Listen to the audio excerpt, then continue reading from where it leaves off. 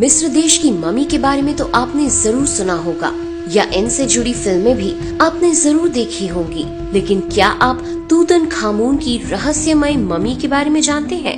एक ऐसी मम्मी जो अब तक कई लोगों की जान ले चुकी है, वो मम्मी जिसके श्राप से आज तक कोई नहीं बच पाया है। एक ऐसी मम्मी जो साइंस की दुनिया में इतनी तरक्की होने के बावजूद भी शोधकर्ताओं को भ्रमित करती रहती है। आखिर तूतनखामुन की ये मम्मी आज भी इस दुनिया की एक अजीब पहेली क्यों बनी हुई है?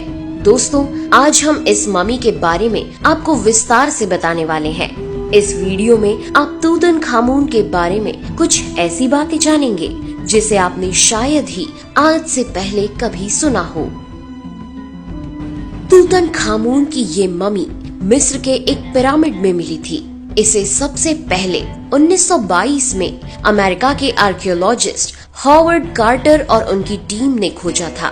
जब उन्होंने अपनी टीम के साथ तूतनखामुन के मकबरे की खोज की और जब वो इस मकबरे के अंदर गए तो उन्हें ऐसा लगा कि मानो वो एक तहखाने में न आकर एक बहुत ही भव्य और सोने से भरे हुए महल में आ गए हों। तूतनखामुन की एक बात काफी हैरान कर देने वाली थी कि उनको अपने परिवार से बहुत दूर एक मकबरे में दफन किया गया था।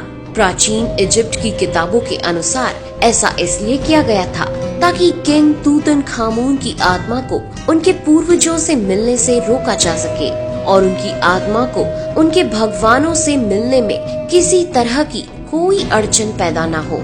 हालांकि जब कार्टर और उनकी टीम तूतनखामुन के ताबूत के पास पहुंची तो उन्होंने देखा कि उनका ये ताबूत बहुत छोटा था, जो लोहे के 3 कफन से ढका हुआ था।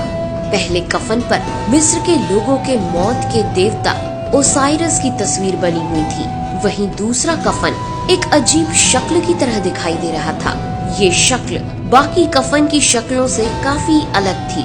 जब उन्होंने तूतनखामुन की इस मम्मी की खोज की थी तो उस वक्त तूतनखामुन का शव एक ताबीज पहने हुए था और उनका पूरा चेहरा सोने से बने हुए मास्क से ढका हुआ था।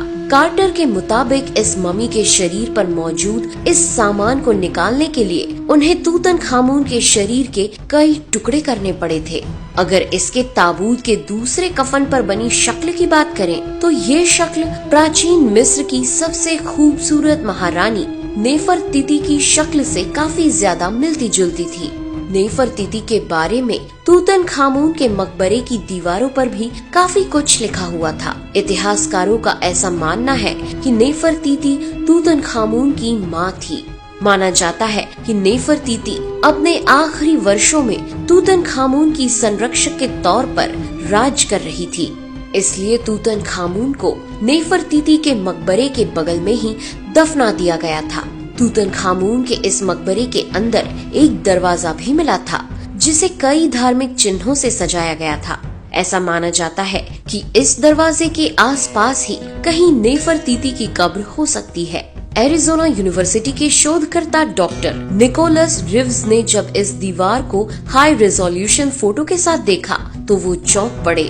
उन्होंने इस दीवार की फोटो में देखा कि मकबरे की इन दीवारों के प्लास्टर के पीछे एक और छिपा हुआ दरवाजा था जिसमें दावा किया गया कि तूतनखामुन के मकबरे के साथ ही नेफरतीति का मकबरा भी है।